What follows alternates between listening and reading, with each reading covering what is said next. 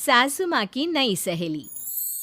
प्रिया kitchen में चाय बना रही होती है और सुमन ड्राइंग रूम में बैठकर मजे से टीवी देख रही होती है।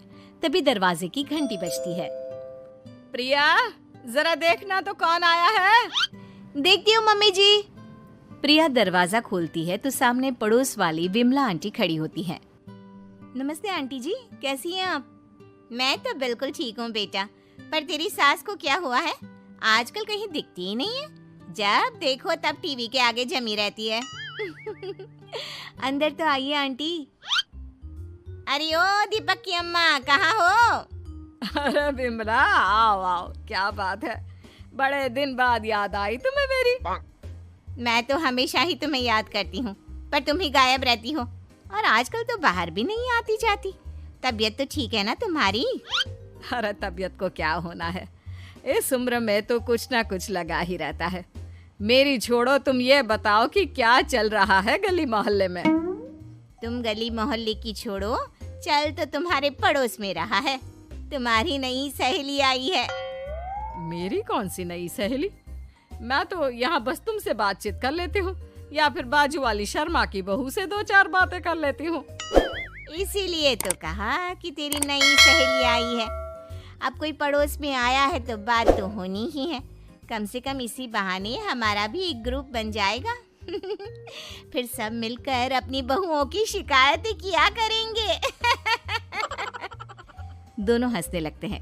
तभी प्रिया चाय लेकर आती है और सामने टेबल पर रख देती है। दोनों चाय पीती हैं और बातें करते हैं।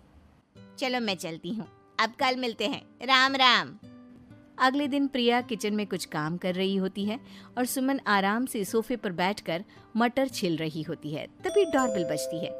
प्रिया दरवाजा खोलती है तो सामने उनकी नई पड़ोसन खड़ी होती है। जी, आप कौन? मैंने पहचाना नहीं। नमस्ते बेटा, मैं शारदा, आपके बगल वाले घर में अभी 2-4 दिन पहले ही शिफ्ट हुए हैं। ओह अच्छा अच्छा अच्छा, नमस्ते आंटी, अंदर आइए ना आप। देखिए तो मम्मी जी, आज कौन आया है। इतना कहकर प्रिया किचन में चाय बनाने चली जाती है। नई पड़ोसन को घर पे देखकर सुमन थोड़ा हैरान हो जाती है। नमस्ते बहन जी, मैं शारदा, आपकी नई पड़ोसन। अच्छा अच्छा, आप हैं हमारी नई पड़ोसन। आइए आइए, और बताइए कैसी हैं आप? जी बिल्कुल ठीक हूँ। वो दरअसल घर पर छोटी सी पूजा रखवाई थी, बस उसी का प्रसाद देने चली आई। सोचा इसी बहाने नए पड़ोसियों से भी मुलाकात हो जाएगी। ये तो बहुत अच्छा सोचा आपने। सुमन प्रिया को आवाज लगाती है। अरे ओ बहू, जरा चाय पानी का तो आके पूछ लो। ये आजकल की बहुएं भी ना, जब तक बोलो नहीं तब तक कुछ नहीं करेंगी।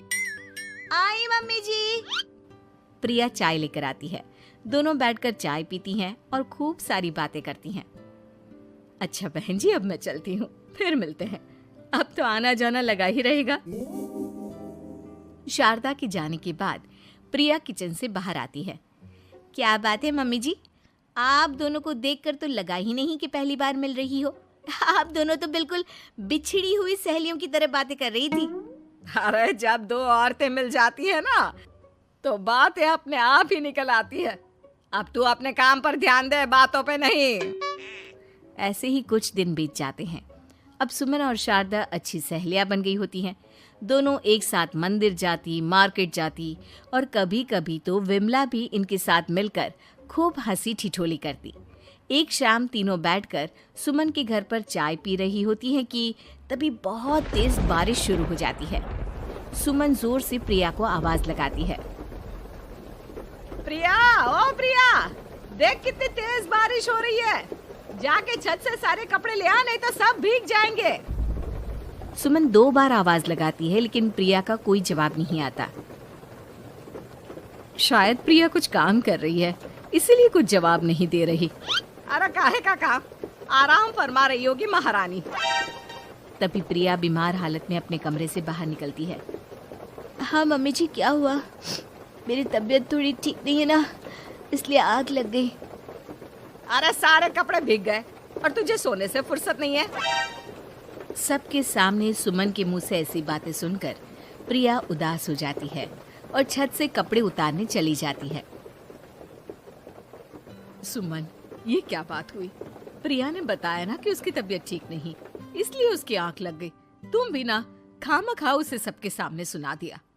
अरे आप नहीं जानती शारदा जी, कुछ बहुएं ना बहुत आलसी होती है, घर का एक काम नहीं करना चाहती। ऐसा नहीं है सुमन, तुम्हारी बहू तो बहुत प्यारी है, तुम्हारी सारी बात भी तो मानती है।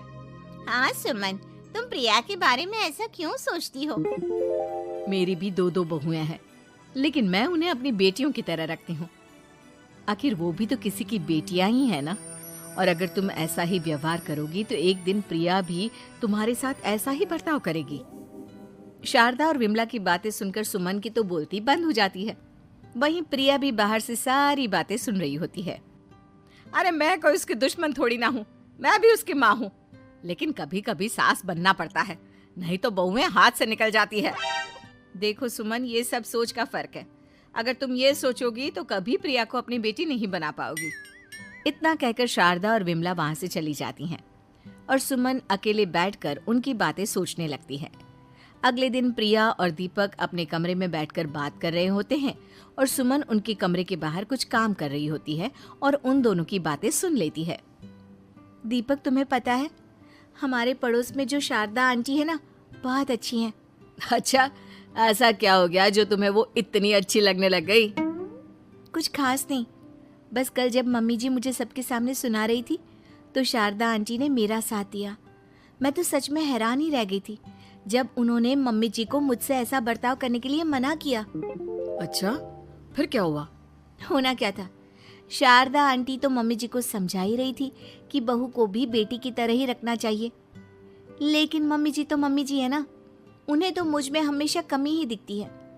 काश मुझे भी शारदा आंटी जैसी सास मिली होती जो मुझे भी अपनी बेटी जैसी समझती।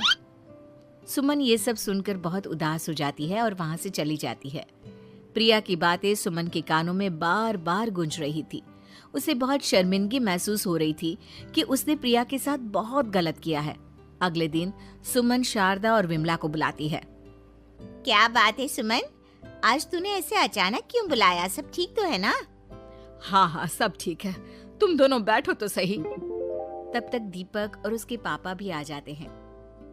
प्रिया, तुम भी आ जाओ। क्या हुआ मम्मी जी, आपने बुलाया? हाँ प्रिया बेटा, मैं आज सबके सामने तुमसे माफी मांगना चाहती हूँ। मैंने आज तक तुम्हारे साथ बहुत बुरा व्यवहार किया है, लेकिन तुमने कभी भी मेरे साथ बुरा बर्ताव नहीं किया। मुझे अपनी गलती का एहसास हो गया है, हो सके तो मुझे माफ कर देना। प्रिया अपनी सास की बातें सुनकर हैरान हो जाती है। उसकी आंखों में आंसू आ जाते हैं। प्लीज मम्मी जी, आप मुझसे माफी मत मांगिए, मैं भी आपकी बेटी ही हूँ। वैसे एक थैंक यू तो मेरी नई सहेली को भी बनता है, जिसकी वजह से मुझे मेरी गलती का एहसास हुआ। शारदा बहन, आपका बहुत बहुत शुक्रिया जो आपने मेरी आंखें खोल दी। अरे क्या सुमन, तुम भी ना? तो फिर इसी बात पर चाय और पकोड़े हो जाए? हाँ हाँ, क्यों नहीं।